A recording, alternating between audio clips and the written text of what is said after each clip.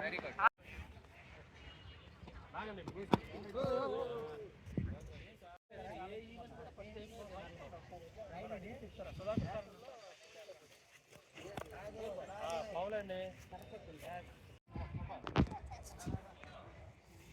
వాళ్ళు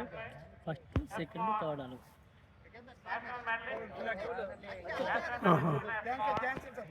రమణ